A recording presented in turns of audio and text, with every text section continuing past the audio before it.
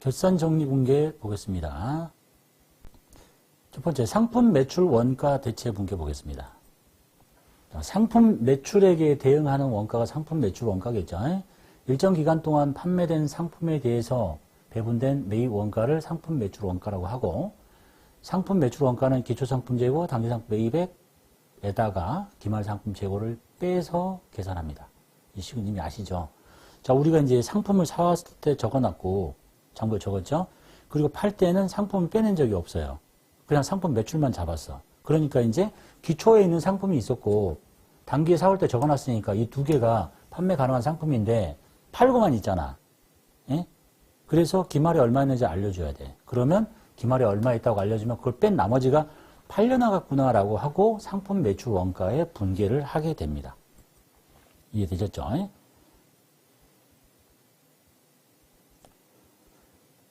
자, 이제 이 소프트웨어는 여기 이제 시산표를 보게 되면 여기 시산표에 12월 달을 치면 여기 상품이라는 게 있거든요.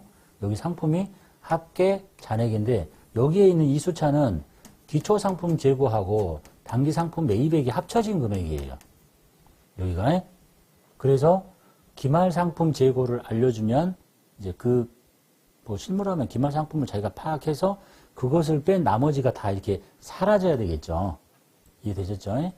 그래서 기말 상품 재고를 조사해서 저 금액에서 기말 여기 있는 이 숫자에서 여기 기초재고 당기 매입이니까 기말 뺀 나머지를 싹 다 없애고 상품 매출 원가라고 이렇게 분계를 하셔야 된다는 얘기예요. 이렇게 상품 다 빼고 1년 동안 팔린 거 다 빼고 상품 매출 원가라고 한다. 이게 이제 상품 매출 원가의 대체 분계입니다.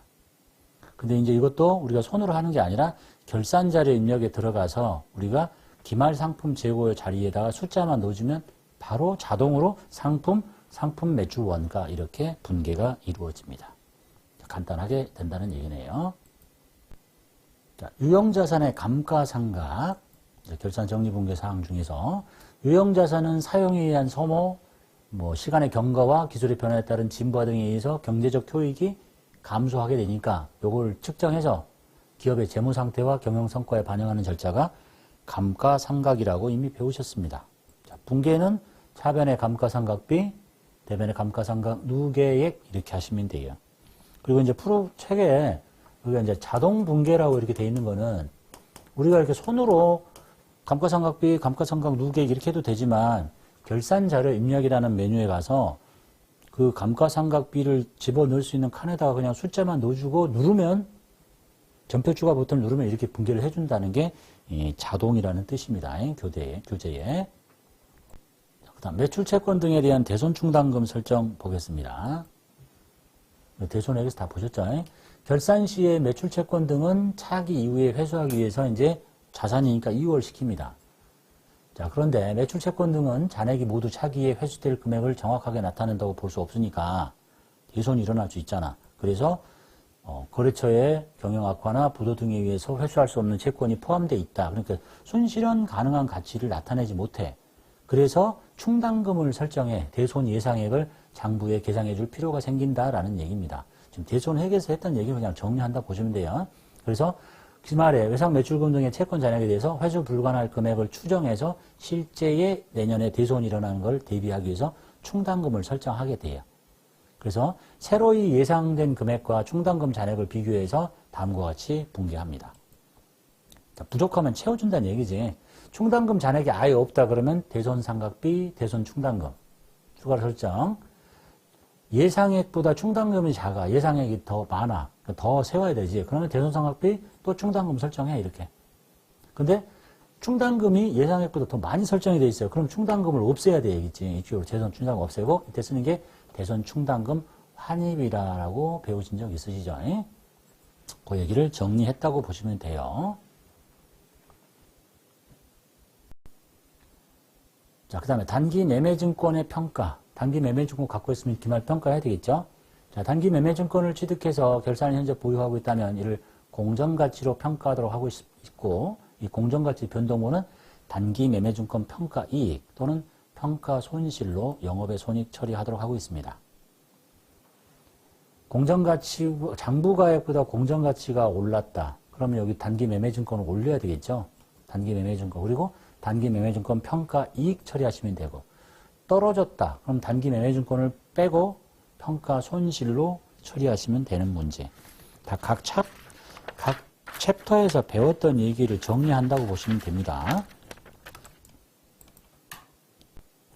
수익과 비용의 발생 보겠습니다. 자, 수익의 발생. 자, 단기에 속하는 수익 중, 이제 이 과정이 제일 어려우니까 잘 보세요. 단기에 속하는 수익이 있는데, 발생했어. 못 받은 부분이 있어요. 미수됐어요. 이거를 수익에 가산시켜주고, 단기에 속하는 거니까. 그리고 동시에 미수금의 성질을 가진 자산으로 만들어. 그게 바로 미수 수익입니다. 그래서 차기로 이월시킨다. 이게 발생했잖아, 수익이. 그래서 수익의 발생이라고 합니다. 이건 따로 뒤에서 배울 거예요. 그래서 단기에 속하는 수익이니까 수익 잡고 못 받았다니까. 그래서 미수금의 성질을 갖는 자산인데 수익과 함께 기록하자. 그래서 미수 수익이라는 자산. 수익이 아니에요. 자산이야. 자, 그 다음 비용의 발생 볼게요. 단기에 속하는 비용이야. 그러니까 올해 비용이지. 근데 미지급됐어. 못 줬어요. 그래서 단기의 비용에 가산해서 여기다 비용을 잡자. 이런 얘기야. 그리고 비용을 잡고 못 줬잖아. 미지급금의 성질을 가지니까 미지급금의 성질을 갖는 부채를 만드는데 누구와 함께 기록하자? 비용과 함께 기록하자. 그래서 미지급 비용이라고 한다. 한번 들어놓으시고 그 다음에 수익과 비용의 이연 보겠습니다. 이연이라는 얘기는 이사 갔다 게 이월한다, 넘긴다는 뜻이에요. 단기에 수입된 수익 중에서 그러니까 올해 수익으로 잡혔어. 근데 이것이 올해 게 아니네. 내년 거래. 그래서 단기의 수익에서 빼요. 빼고 동시에 그 올해 게 아닌 걸 받았으니까 선수금의 성질을 갖잖아. 그래서 선수금의 성질을 갖는 부채 선수 수익이라고 합니다.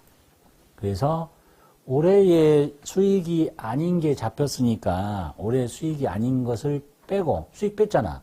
그리고 여기다가 성격이 선수금의 성질을 갖네요. 부채를 만들 텐데 선수금이 아니라 누구와 함께 기록한다?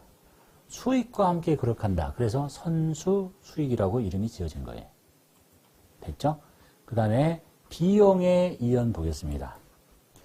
단기에 지출된 비용 중에, 그러니까 돈 썼어. 근데 이게 차기에 속하는 거야. 올해 게 아니야. 그러면 비용을 취소시켜야 되겠지. 그래서 비용을 취소시키고, 동시에, 지금 돈 나갔잖아요. 올해 게 아닌데. 그래서 돈을 먼저 준 꼴이 되는 거야. 그래서 선급금의 성질을 갖잖아. 그래서 선급금의 성질을 갖는 자산을 만들어서 이월시킨다. 즉, 비용 저쪽에 있죠. 일단 비용을 취소시켰어요. 그리고 돈 나가고 비용을 취소시켰으니까 돈을 먼저 주는 성격이 돼. 그래서 선급금의 성질을 갖는 자산을 만들 텐데 누구와 함께? 비용과 함께 기록하자. 그래서 선급 비용이라는 이름이 지어진 겁니다. 자, 이 내용은 우리 과정 중에서 가장 어려워하는 거니까 별도로 뒤에서 발생주에서 따로 할 거예요. 자, 수익과 비용의 발생, 수익과 비용의 이연은 시험에서 자주 나오고 꼭 알아야 될 내용이에요. 현금 과부족 계정의 정리 보겠습니다. 자, 현금 시제가 부족했다. 이것도 이제 앞에서 배우신 거죠. 자, 장부상 현금 잔액보다 장부는 프로그램이에요. 실제 보유하고 있는 현금이 부족해. 금고에 돈이 부족하다는 얘기네. 예? 그래서 현금 과부족 계정을 설정하였으나 결산 시까지 원인이 밝혀지지 않은 경우에는 잡손실로 처리한다. 라는 얘기죠. 내용 봅시다. 자, 우리가 뭘 건들기로 했어요? 금고를 건들면 안 돼. 프로그램에 있는 숫자를 건드는 거야. 자, 실제보다 장부가 많아요. 응? 장부가 많다는 얘기는 실제가 부족하다는 얘기예요. 금고에 돈이 부족하니까 내가 뭐 에라 모르겠다 집어넣는 게 아니라 어떻게 하라고 그랬어? 프로그램이 많잖아. 그럼 프로그램에 있는 돈을 이렇게 제거시키면 돼, 여기다가 현금을. 이해했죠? 그리고 현금 과부족. 그래서 결산까지 못 알아냈다. 그럼 이걸 이렇게 빼고 여기가 평균 수 있는 건 뭐예요? 비용이잖아. 잡손실 이렇게 처리하시면 되겠네요. 금고에 돈이 부족했을 때야. 다음 사례. 금고에 돈이 많았다. 자, 실제 보유하고 있는 현금이 장부상보다 많아.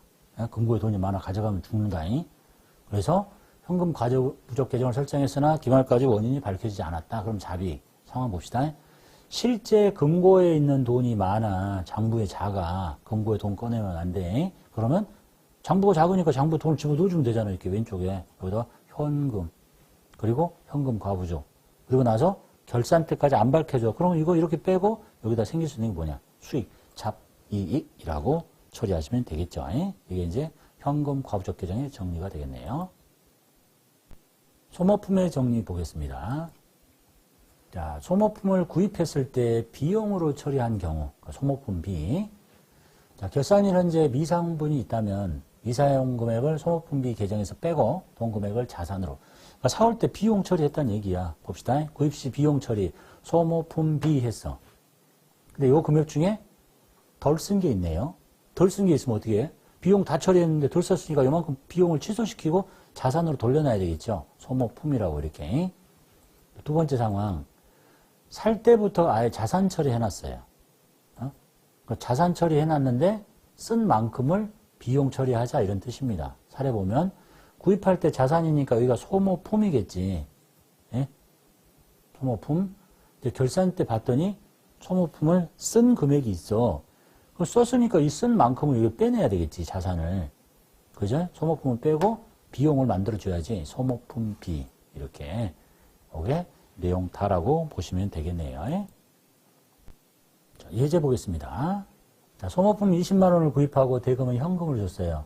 자, 첫 번째 방법, 기억은 비용 처리한 경우와 자산 처리한 경우를 각각 해보자. 이런 얘기입니다. 자, 첫 번째, 비용 처리했어요. 소모품비 20 현금. 자산 처리는 소모품 현금. 이렇게. 자, 그리고 이제 서로 이제 갈 길이 달라지겠죠? 자, 이렇게 했는데 미사용분이 있어. 덜 썼어요. 80만 원만큼 덜 썼단 말이야. 그러면 이렇게 한 사람과 이렇게 한 사람의 결산 시의 분기가 서로 달라지겠죠. 첫 번째 봅시다. 자, 이 사람은 모두 다 비용 처리했잖아요. 그런데 이만큼이 덜 썼다는 얘기는 비용이 취소돼야 되는 거야, 이렇게. 그죠? 그리고 자산으로 돌리는 거고. 이 두 번째 사람은 비용 처리가 하나도 안 돼 있는 거잖아요. 이 쓴 만큼이 비용이 돼야 되니까 여기에서 쓴 만큼의 소모품을 제거시키고 소모품 B로 바꾸고. 그래서 서로 답이 달라져. 대단히 중요한 건 아니지만 자산 처리와 비용 처리의 그 다음 과정이 서로 회계 처리가 달라진다. 가수금과 가지급금 계정의 정리 봅시다. 자, 가지급금, 가수금은 미결산 항목이라는 얘기는 결산에 나타나서는 안 되는 항목이에요. 현금 등의 지출은 있었으나 계정 과목과 금액이 없으니까 썼는데 그걸 지도 모르는 걸 남한테 보고하면 되겠냐? 그래서 적절한 과목으로 갈아 끼워야 됩니다. 자, 현금 등의 지출은 있었으나 계정 과목과 금액을 모르겠다 그러면 여기가 가지급금이지. 결산 때는 이렇게 해서 해당 계정으로 갈아 끼워야 돼요. 적절한 과목으로. 뭐가 됐든지 찾아내야 돼. 그 다음에 가수금, 현금 등의 입금이 있었어. 여기 현금 들어갔고 여기가 가수금이잖아. 그럼 밝혀내야지. 빼고 적절한 계정 과목으로 반드시 갈아 끼워야 돼. 이해됐죠? 이것도 이제 전혀 모르겠다. 도저히. 그럼 뭐 잡손실이 될 수도 있겠죠.